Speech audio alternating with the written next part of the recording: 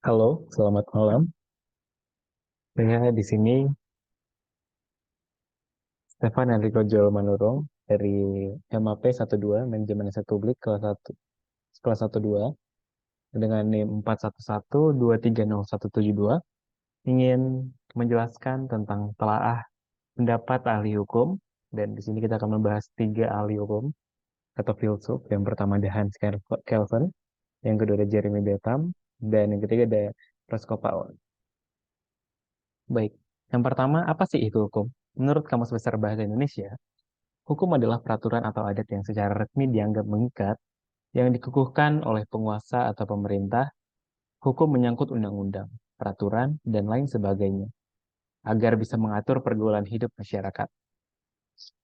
Baik, kita masuk pada yang pertama, Hans Kelsen.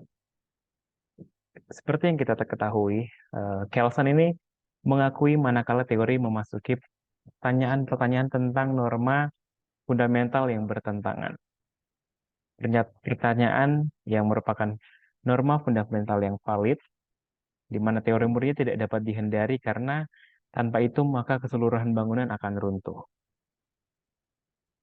Baik, selanjutnya kita kenalan dulu nih dengan siapa sih itu sebenarnya Hans Kelsen. Ya, Hans Kelsen dalam bahasa Jerman itu Hans Kelsen lahir pada 11 Oktober 1881 dan wafat pada tanggal 19 April 1973. Ia seorang ahli hukum dan filsuf dari Australia. Baik. Selain itu, peraturan-peraturan hukum dibuat supaya adanya hukum, bukan berarti supaya ada hukum. Dengan demikian, dengan adanya hukum maka diperlukanlah untuk penegakan namanya kemanusiaan. Hukum tidak identik dengan undang-undang. Di sisi lain, hukum diperlukan penggarapan terus-menerus dikarenakan hukum dalam hal ikhwal juga terdapat peraturan hukum yang melawan hukum karena bertentangan dengan kemanusiaan.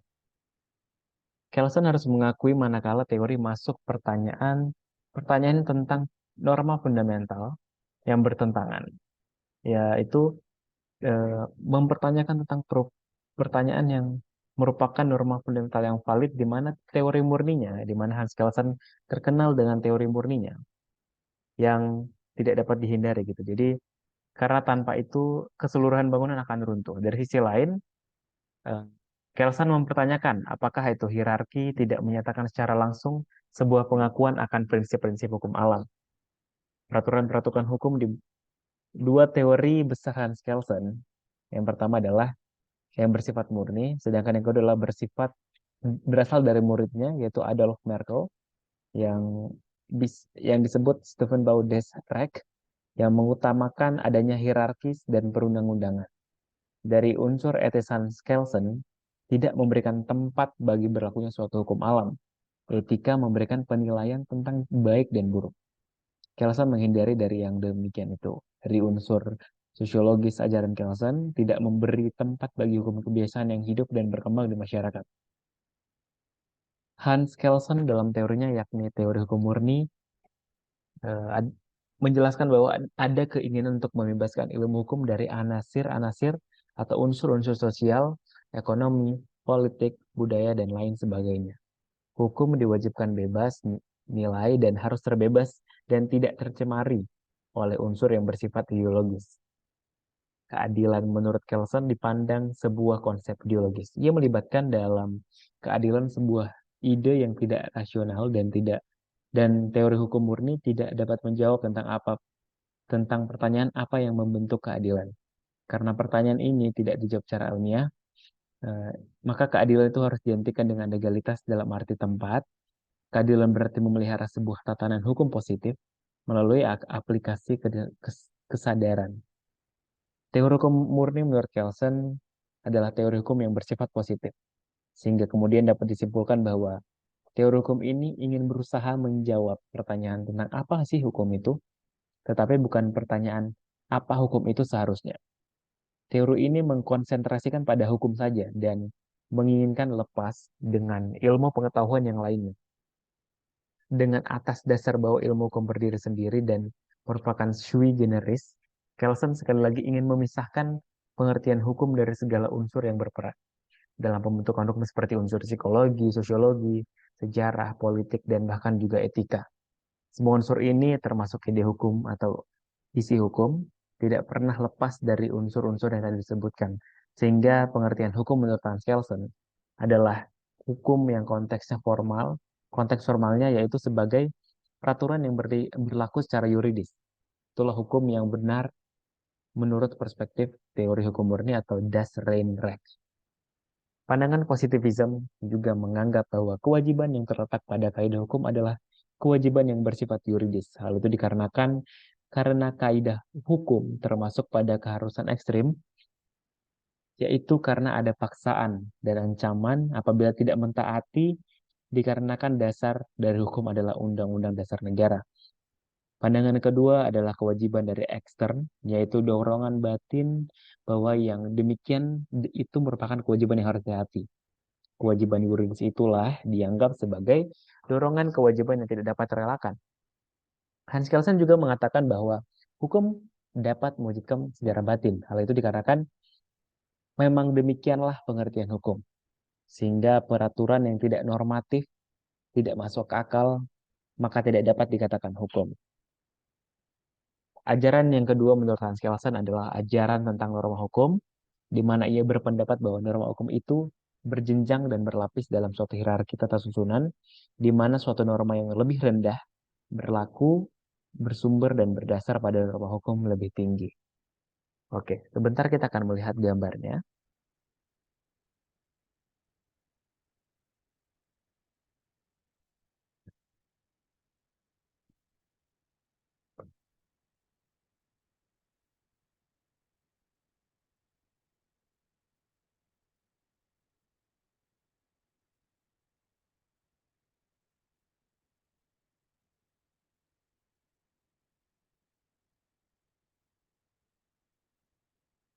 Nah, kita bisa lihat di gambar ini ada tatanan hukum Stephen Bau Hans Kelsen, di mana ada grand norm, ada general norm, dan individual norm.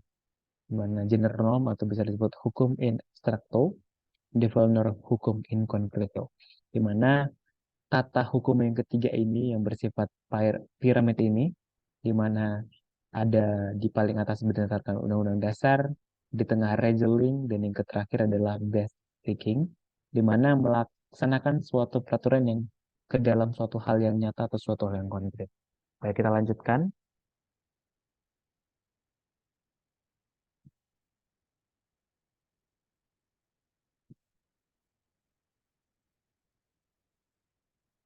Oke.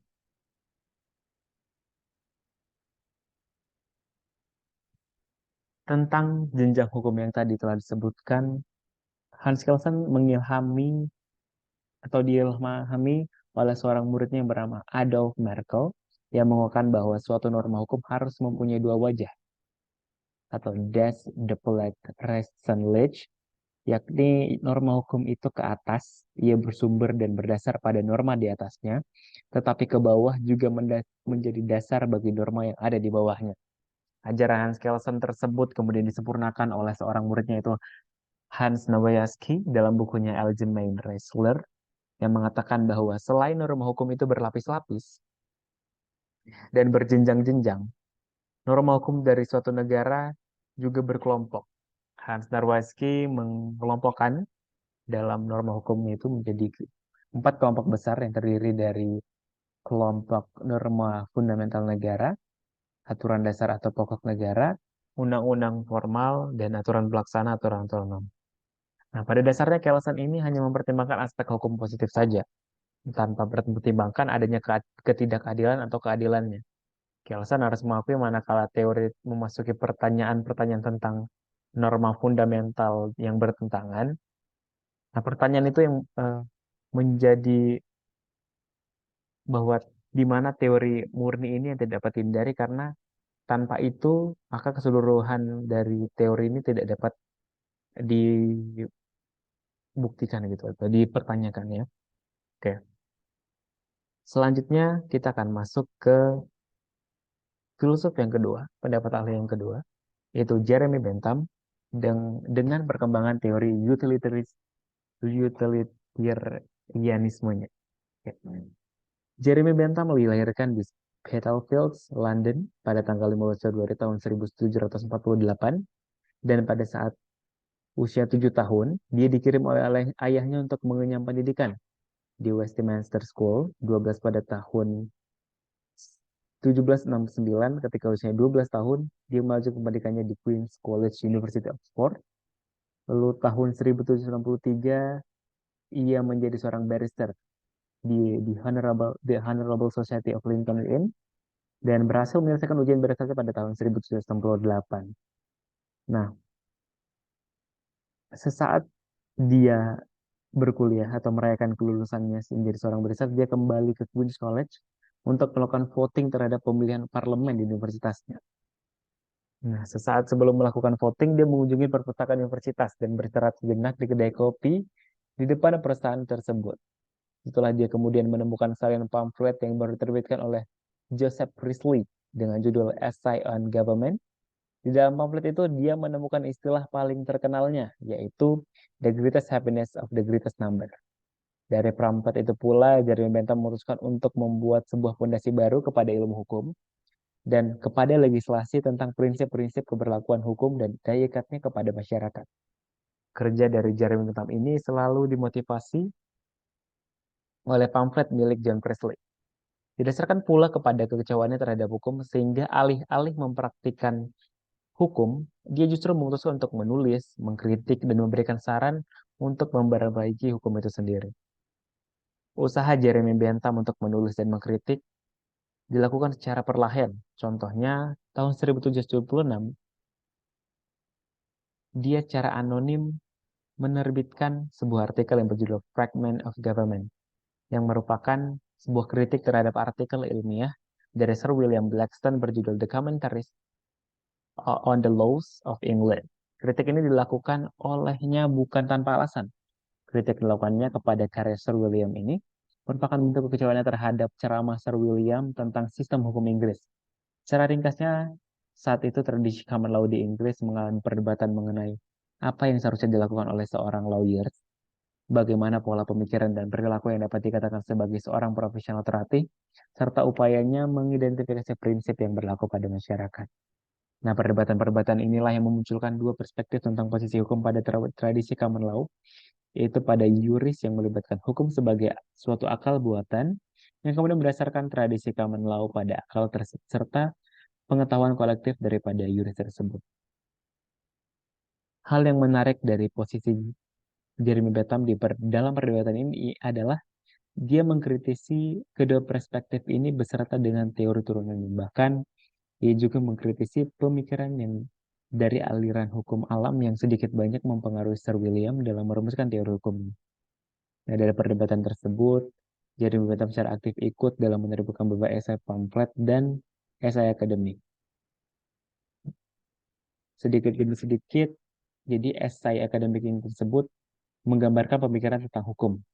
Tetapi baru tahun 1781 lah, Jeremy Bentham menerbitkan karya yang menjadi landasan dalam mensistemasikan teori utilitarianismenya yang sangat kental dengan fondasi ajaran moralitas serta hubungan dengan kehidupan filsafat etik, filsafat hukum, dan ilmu hukum itu sendiri, yaitu Introduction to the Principle of Morals and Legislation.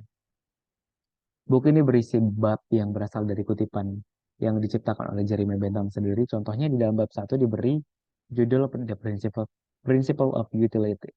Di dalamnya Jeremy Bentham menjelaskan bagaimana perbuatan dapat dipengaruhi oleh suatu keinginan akan suatu rasa senang, nikmat, pada akhirnya menciptakan utility atau kebahagiaan bagi mereka.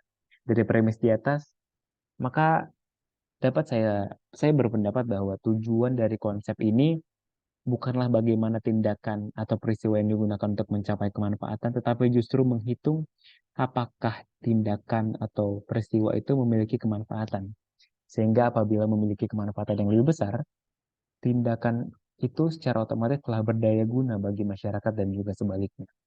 Oleh sebab itu, Utilitarianisme ini lebih cocok untuk dijadikan sebagai alat evaluasi apakah suatu hal terjadi berdaya guna bagi masyarakat luas atau tidak. Dengan menggunakan perhitungan Pulitzer dan Payne tadi, konsep utilitarianisme ini kemudian dikembangkan oleh Jeremy Bentham dengan memasukkan peran hukum di dalamnya. Jeremy Bentham memiliki pandangan yang sama dengan utilitarianisme klasik, tetapi dia menggali lebih dalam perihal mengapa Pulitzer and Payne dijadikan sebagai batu uji atau tombak ukur untuk menilai suatu tindakan atau fenomena tertentu. Karena menurutnya manusia adalah makhluk yang selalu dibayangi oleh rasa kebahagiaan dan rasa sakit. Nah, bayang-bayang itu yang nantinya menentukan perilaku mereka. Contohnya, dengan mengetahui bahwa manusia dibayangi dengan dua rasa ini, kita akan mengetahui apa motivasi seseorang melakukan tindakannya. Apa yang mendasari seseorang menaruh harapannya dan cita-citanya. Kita juga akan mengetahui apa yang akan dilakukan ke depannya. Semuanya menurutnya pasti akan didasarkan atas kebahagiaan untuk dirinya dan menghindari rasa sakit terhadap dirinya. Cara mendetail konsep ini menggambarkan bahwa apabila seorang individu menghadapi suatu peristiwa yang secara moralitasnya baginya itu penting, maka kita dapat melakukan perhitungan mengenai siapa saja yang akan dipengaruhi oleh tindakan tersebut. Seberapa pleaser dan seberapa besar poinnya yang dapat ditentukan bagi mereka yang terkena dampaknya. Oke, selanjutnya kita akan membahas tentang adagium The Greatest Happiness of the Greatest Number, yang selalu menjadi tameng untuk membenarkan kemanfaatan sebagai suatu tujuan hukum dari teori Jeremy Bentham. Apabila kita melihat lebih dalam dari konsep dari teori ini, kita mempertanyakan tujuan hukum atau metode pengetujuan produk hukum pastinya. Jadi, Jeremy Bentham yang mengeluarkan teorinya di pada babnya itu dikatakan legal purpose or methods of legal product examination atau dalam bahasa Indonesia tujuan hukum atau metode pengujian produk hukum. Jadi Jeremy Bentham ditemukanlah ditemukan bahwa daripada membahas tentang tujuan hukum, Jeremy Bentham justru memberikan beberapa postulat yang mengenai bagaimana mengevaluasi suatu produk hukum yang nantinya dipakai sebagai acuan keberlanjutan dari kepastian produk hukum tersebut. Evaluasi dari Jeremy Bentham didasarkan kepada dua aspek yang tadi sudah dijelaskan, yaitu Pulitzer and Payne. Jadi cara yang digunakan Jeremy Bentham adalah dengan menjumlahkan seberapa banyak suatu produk hukum menimbulkan Pulitzer and Payne yang kemudian paling terbanyak menentukan apakah suatu produk tersebut baik atau buruk. Lebih lanjutnya, untuk menguatkan bahwa teori utilitarianisme Jeremy Bentham bukan membahas tentang kemanfaatan sebagai tujuan hukum, maka dengan menggunakan skema yang diperkenalkan oleh Stanley L. Paulson, di mana teori ini berada tesis set dengan tesis yang memisahkan hukum dengan moralitas dan tesis reduksi yang menyatukan antara hukum dengan fakta. Yang mana titik berdirinya merupakan titik yang sama dengan aliran positivism hukum. Oke, selanjutnya kita akan membahas ahli hukum yang ketiga, yaitu Roscoe Pound, yang dikenal sebagai ahli hukum terkemuka aliran sociological jurisprudence dan pragmatic legal realism. Roscoe Pound memiliki keinginan untuk mengubah hukum dari tataran yang teoritis atau law in book menjadi hukum yang dalam kenyataan atau law in action. Roscoe Pound lahir pada 27 Oktober 1870 di Nebraska, Amerika Serikat, yang dimana orang tuanya adalah Stephen Brownsworth Pound dan Laura Pound. Dia merupakan lulusan Universitas Nebraska dan kemudian melanjutkan sekolah hukum di Harvard Law School. Berkaitan dengan hal itu, maka teori yang dikenal dari Roscoe Pound adalah social engineering. Oke. Teori social engineering oleh Roscoe Pound menggunakan dua kata yang dimana social yang merujuk pada kelompok individu yang membentuk masyarakat, dan engineering adalah ilmu terapan yang digunakan insinyur untuk menghasilkan produk akhir yang dibutuhkan masyarakat.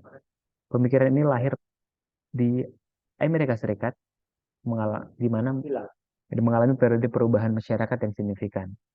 Jadi social engineering ini atau rekayasa sosial ini adalah konsep eh, sentral dan dominan dari keseluruhan pemikiran Roscoe Pound yang menjadi konsekuensi logis pemikiran Pound dengan sociological basisnya. Hal ini menjadikan sociological sebagai fondasi utama yang menciptakan teori hukumnya. Jadi ide utama dalam teori hukumnya ini em, mengubah atau mentransformasi hukum dalam tataran teori menjadi tatanan realitas. Karena bagi Roscoe Pound, hukum tidak dapat diisolasi atau dan relasi dari realitas sosial yang dinamis. Karena pemikiran ini digolongkan pada aliran yang seperti dijelaskan yaitu sociological jurisprudence.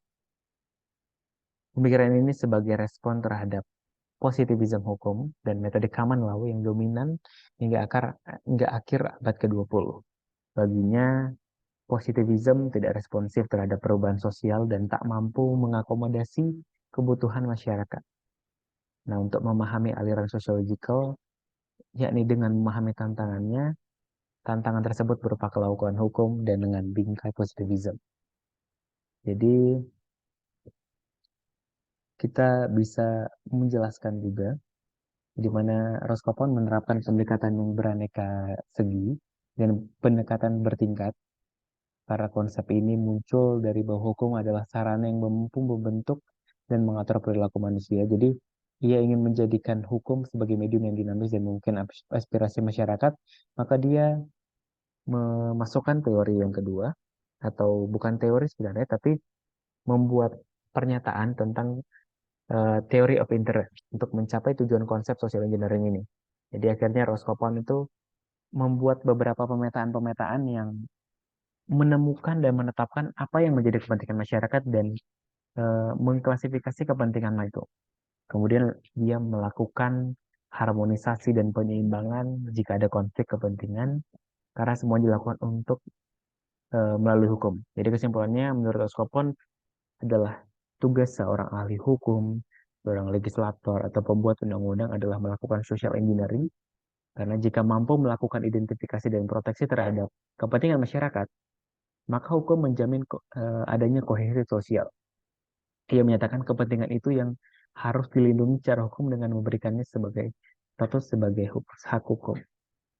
Oke, mungkin kalau kita masuk ke dalam konteks hukum Indonesia, perbedaan pandangan antara ketiga ini masih relevan ya, karena mungkin tidak secara eksplisit diadopsi dalam sistem hukum Indonesia, tapi kesimpulan mengenai perbedaan pandangan mereka dalam konteks hukum dapat dirangkum sebagai yang kita baca selanjutnya. Oke. Di mana pandangan Hans Kelsen ini tentang hukum yang sangat formal dan positif dengan penekanan pada norma dasar ini tidak mencerminkan realitas praktik hukum Indonesia. Kalau Jeremy Bentham ini karena ia menekankan pada utilitas dan kebahagiaan sebagai tujuan hukum, bisa dibilang kurang relevan karena Indonesia mungkin lebih cenderung memadukan aspek-aspek budaya dan nilai sosial dalam pembentukan hukumnya selain pertimbangan utilitarian tadi. Dan untuk Roscoe Pound, pendekatan Pound yang menekankan peran hukum dan mencapai keadilan perbaikan sosial sejalan dengan aspek-aspek yang mungkin lebih diterima masyarakat Indonesia gitu. Jadi dalam kesimpulannya hukum di Indonesia seringkali mencerminkan elemen dari berbagai pandangan hukum, namun dengan penekanan khusus misal pada keadilan, nilai sosial, dan budaya lokal. Berikut adalah daftar pustaka yang bisa saya sampaikan dan mungkin ini yang bisa saya jelaskan tentang pendapat ahli dan teori serta pendapat dari saya mengenai ketiga pendapat ahli tadi atau filsuf tadi. Jika ada kesalahan kata, mohon dimaafkan. Terima kasih.